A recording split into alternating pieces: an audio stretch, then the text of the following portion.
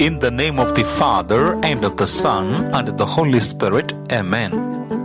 Good morning to you, dear brothers and sisters. Today, 19th May 2021, Wednesday in the 7th week of Easter.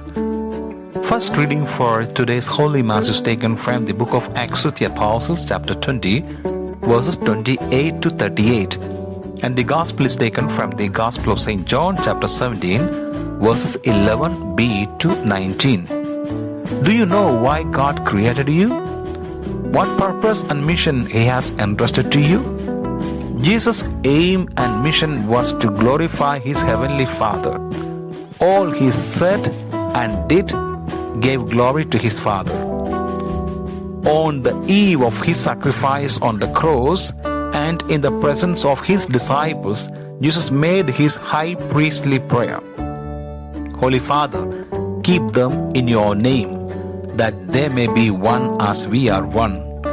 Jesus prayed for the unity of His disciples and for all who would believe in Him. Jesus' prayer for His disciple is that we be united with God the Father in His Son and through His Holy Spirit, and be joined together in the unity with all who are members of Christ's body. What motivated Jesus to lay down His life on the cross as the atoning sacrifice for the sins of the world? It was love for His Father in heaven, and love for each and every one of us who are made in the image and likeness of God.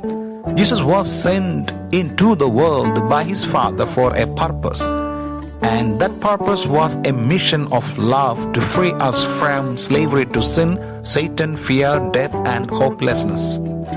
Jesus saw glory in the cross rather than shame. Obedience to His Father's will was His glory. Jesus kept His Father's word even when tempted to forego the cross. Jesus did not rely on His own human resources and strength to accomplish His Father's will. He trusted in His Father to give Him strength, courage, and perseverance in the face of opposition, trials, and temptation. We also must take up our cross and follow the Lord whenever He may call us.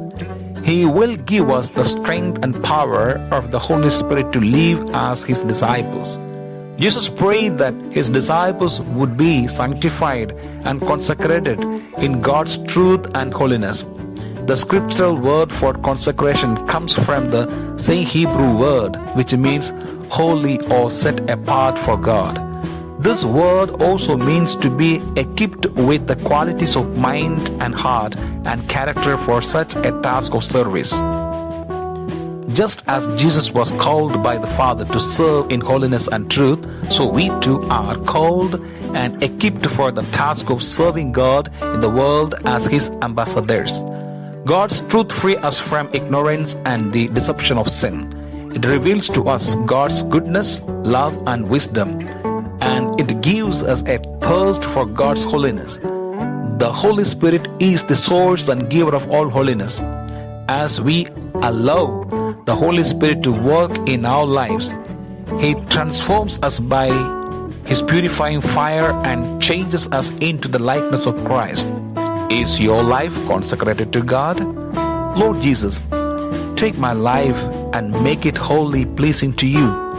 Sanctify me in Your truth and guide me by Your Holy Spirit, that I may follow You faithfully whenever You call me and wherever You lead me. And I pray, may Almighty God bless you. In the name of the Father, and of the Son, and of the Holy Spirit. Amen.